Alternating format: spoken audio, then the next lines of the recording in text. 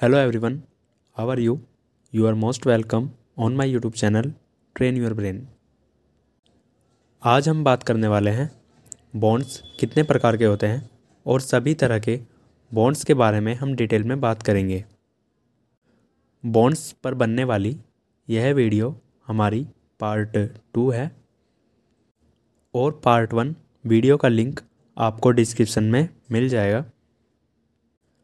अब हम वीडियो की शुरुआत करते हैं और देखते हैं बॉन्ड्स टोटली कितने प्रकार के होते हैं और उनको डिटेल में जानने की कोशिश करेंगे। और अब सबसे पहले हम बात करेंगे zero coupon bond. Zero coupon bond वह बॉन्ड होता है जिस बॉन्ड पर कंपनी कोई इंटरेस्ट पे नहीं करती है। Company zero coupon bond sell करती है लोगों को फेस वैल्यू से कम दामों पर, यानी डिस्काउंट रेट पर, और इन्वेस्टर्स को इनकम के तौर पर डिस्काउंट रेट से अलग कोई इंटरेस्ट पे नहीं करती है।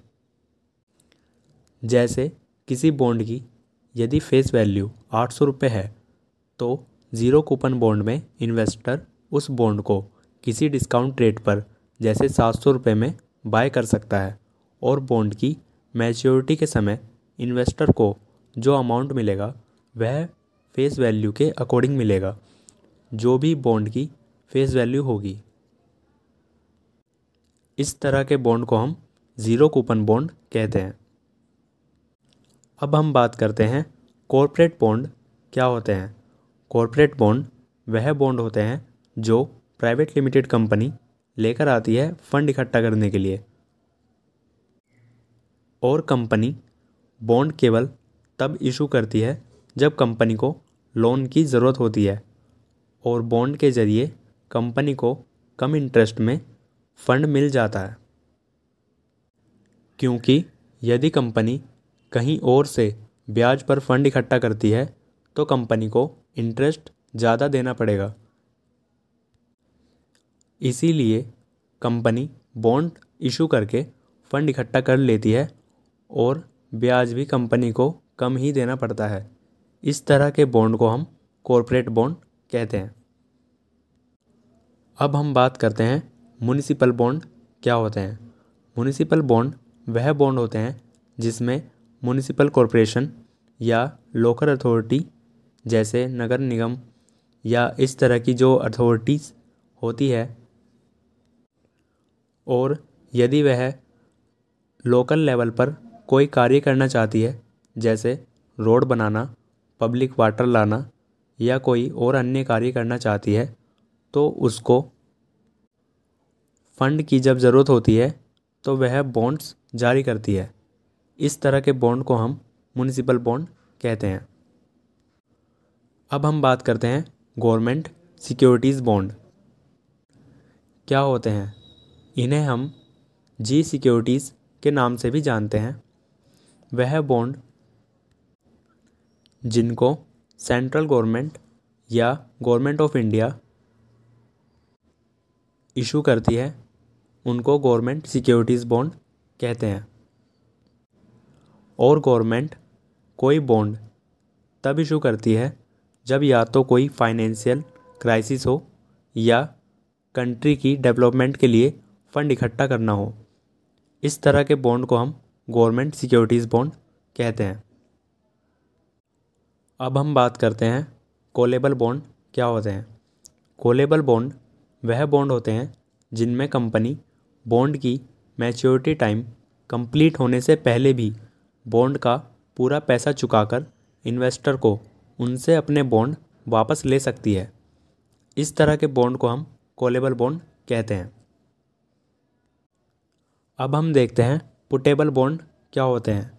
पुटेबल बॉन्ड वह बॉन्ड होते हैं जिनमें इन्वेस्टर यदि चाहे तो अपने बॉन्ड कंपनी को वापस दे सकता है मैच्योरिटी टाइम से पहले ही, और कंपनी से अपना पैसा वापस लेकर कहीं भी इन्वेस्ट कर सकता है। इसके लिए इन्वेस्टर को बॉन्ड की मैच्योरिटी डेट तक वेट नहीं करना होता है। इस तरह के बॉन्ड को हम पुटेबल बॉन्ड्स कहते हैं। अब हम बात करते हैं टैक्सेबल बॉन्ड और टैक्स फ्री बॉन्ड क्या होते हैं? टैक्सेबल बॉन्ड और टैक्स फ्री बॉन्ड हर कंट्री में किसी भी प्रकार के हो सकते हैं। नंबर 1, टैक्सेबल बॉन्ड, वह बॉन्ड जिसकी इनकम पर इन्वेस्टर को टैक्स पे करना होता है।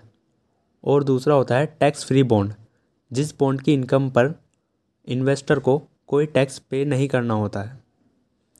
इस तरह के बॉन्ड को हम टैक्सेबल बॉन्ड और टैक्स फ्री बॉन्ड कहते हैं। अब हम बात करते हैं फिक्स्ड इंटरेस्ट रेट बॉन्ड क्या होते हैं। फिक्स्ड इंटरेस्ट रेट बॉन्ड वह बॉन्ड होते हैं जिन बॉन्ड्स में मैच्योरिटी टाइम तक कंपनी कोई फिक्स इंटरेस्ट पे करती है इन्वेस्टर को।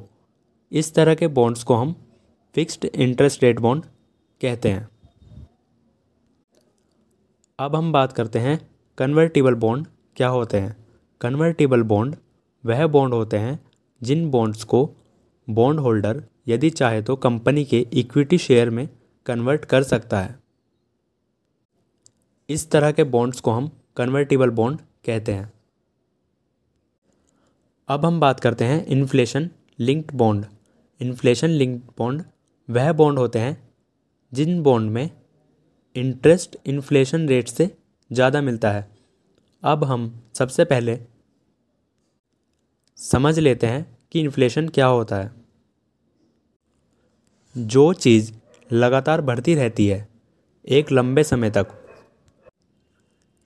समय तक उसको इन्फ्लेशन कहते हैं। जैसे हमारे देश में महंगाई हर साल लगातार बढ़ती रहती है। मान लेते हैं हमारे देश में हर साल महंगाई 5% की तेज़ी से बढ़ती है, तो हमारे देश की महंगाई का इन्फ्लेशन रेट 5% होगा। तो इन्फ्लेशन लिंक बॉन्ड में इन्वेस्टर को जो इंटरेस्ट मिलता है वह हमारे इन्फ्लेशन रेट से ज़्यादा होता है। जैसे हमारे देश में महंगाई 5% की दर से बढ़ रही है, तो इंटरेस्ट 5 + 5 = 10% मिलेगा इन्वेस्टर को। और यदि किसी साल इन्फ्लेशन रेट यदि घटा हो, जैसे इन्फ्लेशन रेट यदि 3% हो, तो 5% कंपनी की साइड से यानी आपको 8% इंटरेस्ट मिलेगा। इस तरह के बॉन्ड को हम इन्फ्लेशन लिंक्ड बॉन्ड कहते हैं। अब हम बात करते हैं एक्सटेंडेबल बॉन्ड क्या होते हैं। एक्सटेंडेबल बॉन्ड वह बॉन्ड होते हैं जिन बॉन्ड्स में इन्वेस्टर चाहे तो बॉन्ड्स की मैच्योरिटी टाइम पूरा होने के बाद भी अपने बॉन्ड्स को रख सकता है, आगे बढ़ा सकता है और मैच्योरिटी के बाद भी बॉन्ड्स पर इंटरेस्ट ले सकता है। इस तरह के बॉन्ड को हम एक्सटेंडेबल बॉन्ड कहते हैं। अब हम बात करते हैं सीरियल बॉन्ड क्या होते हैं। सीरियल बॉन्ड वह बॉन्ड होते हैं जिनमें कंपनी बॉन्ड के द्वारा इकट्ठा किया हुआ पैसा बॉन्ड होल्डर को हर साल कुछ इंस्टॉलमेंट में धीरे धीरे पे करती रहती है, ताकि बॉन्ड की मैच्योरिटी टाइम पर कंपनी को सारा पैसा एक साथ ना पे करना पड़े। इस तरह के बॉन्ड को हम सीरियल बॉन्ड कहते हैं। अब हम बात करते हैं फ्लोटिंग इंटरेस्ट रेट बॉन्ड क्या होते हैं। फ्लोटिंग इंटरेस्ट रेट बॉन्ड वह बॉन्ड होते हैं जिनमें कंपनी बॉन्ड के मैच्योरिटी टाइम तक जो इंटरेस्ट पे करती है वह फ्लैक्चुएट होता रहता है, यानी इंटरेस्ट कभी ज़्यादा कभी कम मिलता है इन्वेस्टर को। इस तरह के बॉन्ड को हम फ्लोटिंग इंटरेस्ट रेट बॉन्ड कहते हैं। और इसी के साथ हम आशा करते हैं सभी तरह के बॉन्ड्स को आप अच्छे से समझ चुके होंगे। So thank you all so much for watching this video.